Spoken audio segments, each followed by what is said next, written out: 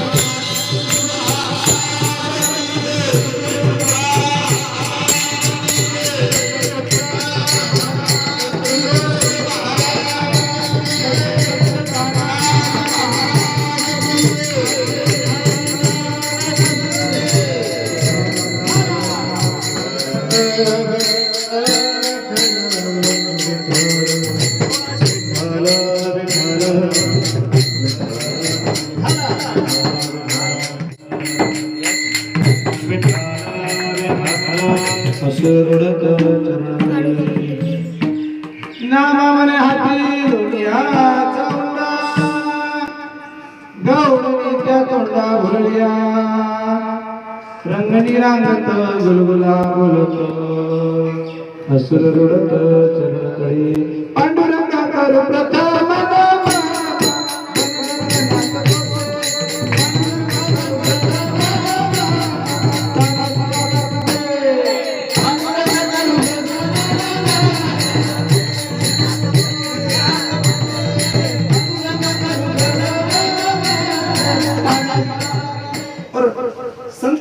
नामदेव राय, जिन्होंने हमारी वारकरी संप्रदाय की पताका पूरे पंजाब प्रांत तक पहुंचाई। देश विदेश में उन्होंने यह वारकरी संप्रदाय की पताका पहुंचाने का काम जिन्होंने किया, संत शिष्ट नामदेव राय, जिन्हें हम बाल भागवत करके जिनका नाम हम बोल सकते हैं। भगवान पंडरीश पांडुरंग परमात्मा के चहो युग के भक्त नामदेव जी महाराज, इनके 3 चरणों का और भगवान श्याम सुंदर के स्वरूप का वर्णन करने का और काले का प्रसंग का वर्णन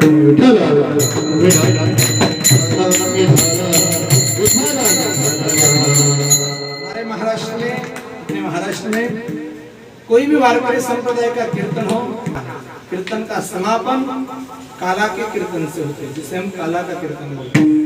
तो काला तो हर जगह पे होता है। रोटी मोड़ ली, टिक्कड़ मोड़ लिया, उसमें सब्जी डाल ली, हो गया तो काला नहीं, उसे काला नहीं कहते। काला, यह काला एक है जीव और शिव का काला।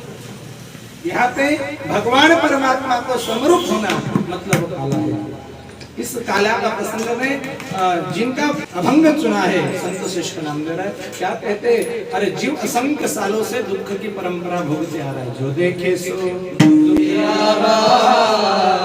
सुखिया कोई नहीं। असंख्य सालों से दुख की परंपरा हर जीव भोगता आ रहा है, उसको सुख की प्राप्ति करनी है और दुख का परिवहन करना है, परिनिर्वाण करना है।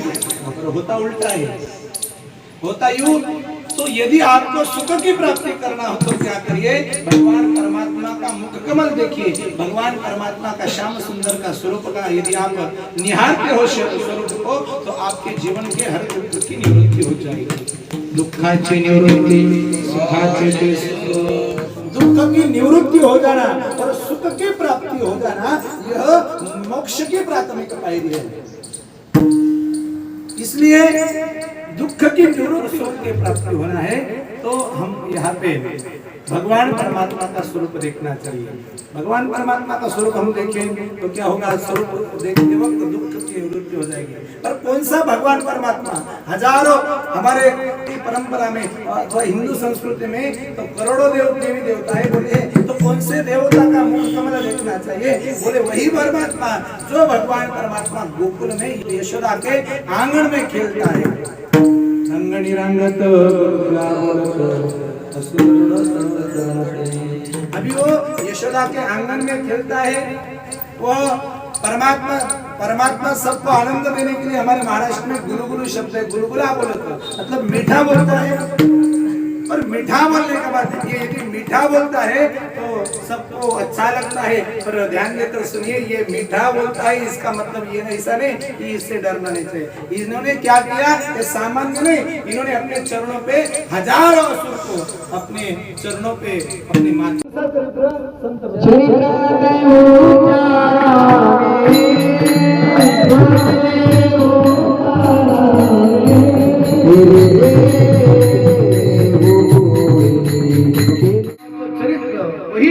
जो भगवान परमात्मा ने गोकुल में किया, यह चित्र में सिर्फ भगवान परमात्मा का ही चरित्र है। और वो भी वही भगवान परमात्मा, अनेकोत्तम भगवान है। वैसे तो बताया जाए तो श्रीमद् भागवत कथा में और देवी भागवत में 24 अवतार भगवान के बता रहे हैं। संत मालिका में 10 अवतार, जिसे प्रमुख अवतार हम बोलते हैं, 10 अवतार बताए हैं। उसके बाद में गर्ग संहिता में 6 अवतार प्रमुख अवतार बताए हैं, अंश अवतार, अंशांश अवतार, कला अवतार, आवेश अवतार, पूर्ण अवतार और पूर्णोत्तम अवतार। ये 6 अवतार है। फिर भी इनमें भी 2 अवतार प्रमुख माने गए थे। पूर्णावतार राम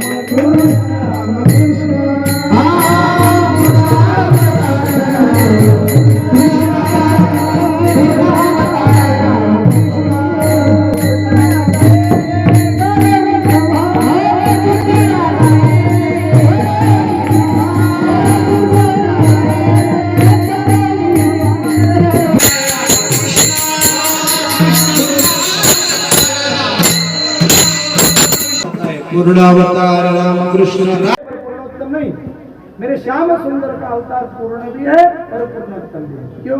देखिए, प्रभु रामचंद्र जी अपने जीवन में कार्य करने की क्षमता थी, कार्य कर सकते थे, कुछ भी कर सकते थे, पर स्वतंत्रता थी।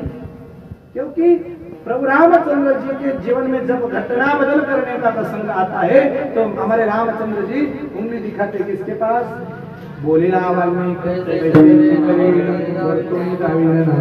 जैसे वाल्मीकि जी ने रचना कर दी वैसे ही भगवान परमात्मा को आचरण करना पड़ा रामचंद्र जी। उल्टा देखिए मेरे श्याम सुंदर जी ने अरे बाकी बिहारी के रूप में असंख्य लीलाएं की। इतना ही नहीं, अरे इंद्र की पूजा बंद करवा दी, गोवर्धन की पूजा शुरू कर दी, मटके फोड़ दिए। अरे लोग कहते थे वो ग्वालन तो रोती थी, अरे ये कान्हा ने तो हमारी मटकी फोड़ डाली, ये तो हमारी दादी की थी, हमारी परदादी की थी, अरे असंख्य सालों से चलती आई हमारी सब मटकी फोड़ दी। भगवान ने क्यों किया? मटकियां क्यों फोड़ दिया? मटके क्यों फोड़े? तो घट क्यों फोड़े? तो इसे ध्यान देकर सुनिए। पुराने और परंपरा जो गलत रूढ़ी परंपरा थी वो मटके फोड़े मतलब परंपरा तोड़ दिए मेरे श्याम सुंदर ने। इसलिए भगवान परमात्मा भगवान श्याम सुंदर के जीवन में कार्य करने की क्षमता भी थी और कार्य करने का स्वातंत्र भी था, इसलिए पूर्णोत्तम अवतार। भगवान श्याम सुंदर का ही चरित्र थे उच्चारा में। अभी श्याम सुंदर का भी, भगवान कृष्ण का भी, भगवान कान्हा का भी असंख्य सालों का जो चरित्र है उनमें सब चरित्र नहीं, वही चरित्र केले देवी राखता गोधनी राखता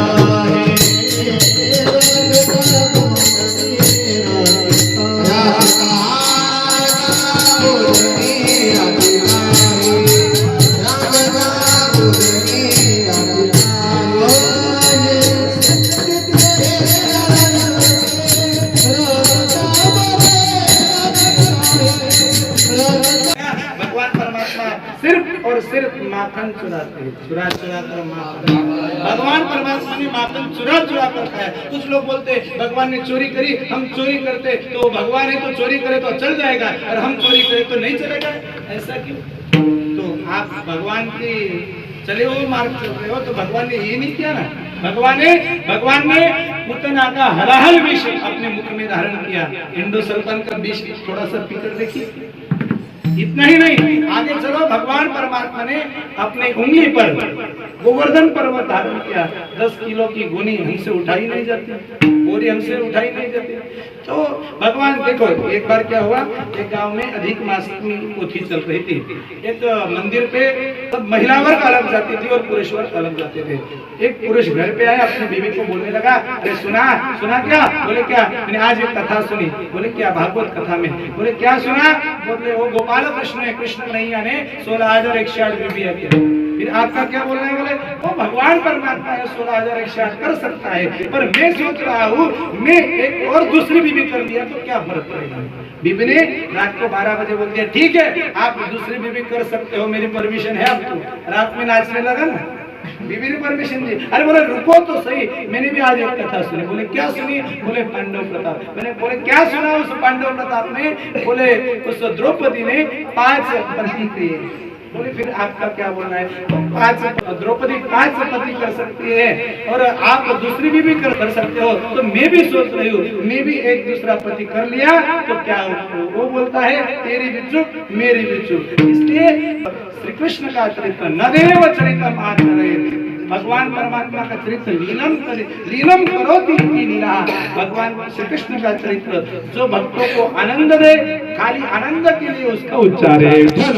पाप बढ़ने लगा, असुर बढ़ने लगे, तो पृथ्वी माता गाय का रूप धारण करके ब्रह्मा पास गई। ब्रह्मा को लेकर भगवान गोविंद पे भगवान विष्णु के पास गए और विष्णु ने बोला, अरे डरो मत, कुछ ही देर में मेरा जन्म होने वाला है और मैं सब असुरों को मारने के लिए आने वाला हूँ। क्या? क्योंकि मेरा ब्रीद है, यदा यदा हि धर्मस्य धर्मस्य तदात्मानं सुजाम्यहम्। सब वापस आ गए। इधर हुआ यूं, देवकी का विवाह वसुदेव जी से हुआ। देवकी का भाई था चचेरा भाई, उसका नाम था कंस। वो सारथ्य करने लगा, आकाशवाणी हुई, अरे कंस जिस बहन पर तू इतना प्यार जता रहा है उस बहन का ही 8वां लड़का 8वां गर्भ तुझे मारेगा। भूल गए? तलवार से मैंने से तलवार निकाली,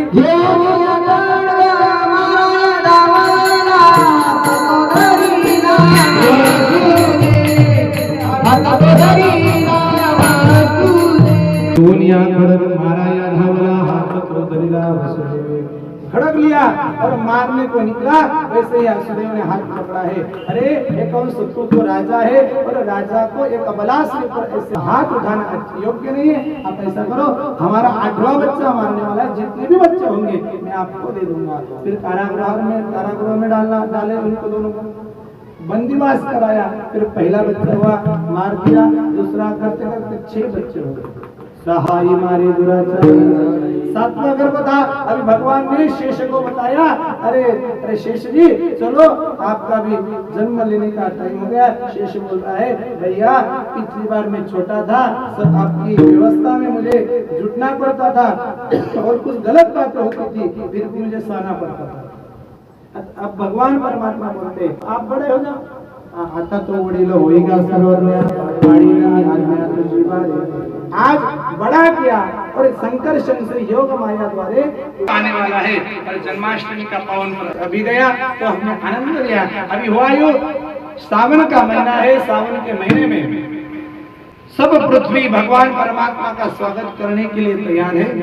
उसी वक्त रात में 12 बजे अष्टमी के दिन भगवान परमात्मा उस कंस के कारागृह में चतुर्भुज रूप धारण करके आए।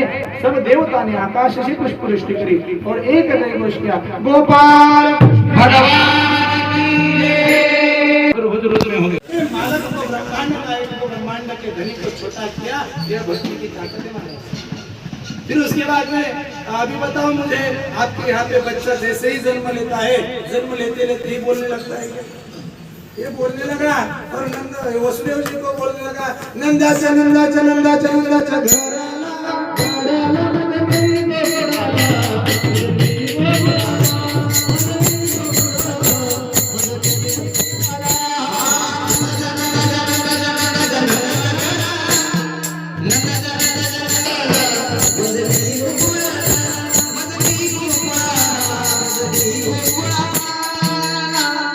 उपजलेते ये भी मजा आने उठाया भगवान परमात्मा को भी निकल के वक्त यमुना जी बह रही थी।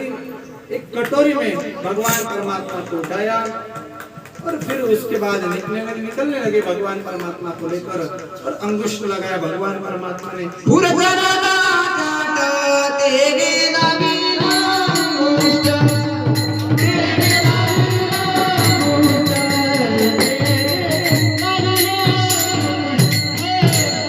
अपनी उंगली लगाई और अंगूठा लगाया और उसके बाद में जब यमुना जी ने रास्ता दिया और अभी वसुदेव जी आए हैं, उस योग माया को उठाया, कान्हा जी को रख दिया और निकल गए। वायु अभी पृथ्वी दुख पूरे नंद की प्रजा भी दुख भोग रहे। क्यों? नंद को बच्चा ही नहीं था, इतने साल हो गए शादी, सबको लगता था अरे हमारे नंद को बच्चा होना है। सब दुख की परिसीमा भोग रहे थे। देखिए फिर वायु भगवान को उठाया, भगवान को रख दिया, योग माया को उठाया और वसुदेव जी निकल गए। अभी रात को 12:30-1 बजे नंद बाबा बाहर बैठे हैं और नंद बाबा माला कर रहे, राम राम राम राम। अभी याद आया, अरे हमारे यशोदा का प्रसूत काल निकट आया है। अभी उसको बच्चा होगा या बच्ची होगी, छोकरा होगा कि छोकरी होगी, लाला होगा या लली होगी। अरे माला राम राम छोड़ दिया और माला करने लगे, लाला लली छोकरा छोकरी छोकरा छोकरी। नंद की बहन सुनंदा गई और जैसे ही देखा अरे कोई बच्चा जन्मा है, फिर ये लड़का है या लड़की है, जैसे ही चादर ओढ़ी और देख लिया अरे ये तो छोकरा है, ये तो लाला है, भागी दौड़ी, बाबा नंद बाबा अरे क्या हुआ, अरे बधाइयो, अरे क्या हुआ, अरे सुनो बोले क्या हुआ, अरे आपको लाला भयो है। नंद जी को इतना आनंद हुआ, इतना हुआ, बाजू में वो बाल्टी उठाई, पूरा दूध अपने माथे पे डाल दिया। इतने पागल में नंद गरा नंद भयो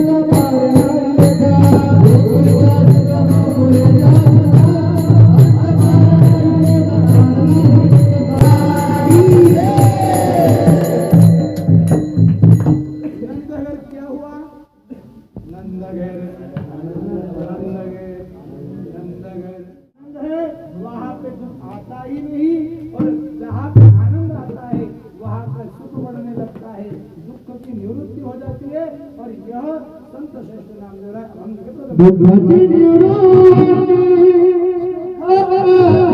घोड़े पे बैठा है, बोले उसको दूल्हा बोलते हैं, और वो पीछे जो बैठी है उसको दुल्हन बोलते हैं। कान्हा जी ने यूं ही पूछ लिया, बोले माता जी ये दूल्हा तो हंस रहा है और दुल्हन रो रही है। अरे कान्हा डर मत, कल से आज आखिरी दिन है दूल्हे का हंसने का और दुल्हन रोने का। आज का आखिरी दिन है, कल से दूल्हा रोएगा और दुल्हन हंसेगी। तो कान्हा जी ने यूं ही पूछ लिया, बोले माता जी वो दूल्हा है तो मैं भी दूल्हा हूँ क्या? कान्हा जी ने यूं ही पूछ लिया। अभी देखो कैसे कैसे मीठे मीठे बातें करते हैं भगवान परमात्मा। माता जी को भी अच्छा लगता है, छोटा बच्चा जब बातें करता है तो हर माता जी को अच्छा लगता है। तो कान्हा जी ने पूछ लिया, माता जी वो दूल्हा है तो मैं भी दूल्हा हूँ क्या? बोले हाँ कन्हैया आप भी दूल्हे हो। बोले फिर माता जी मेरी दुल्हन कहाँ पे है?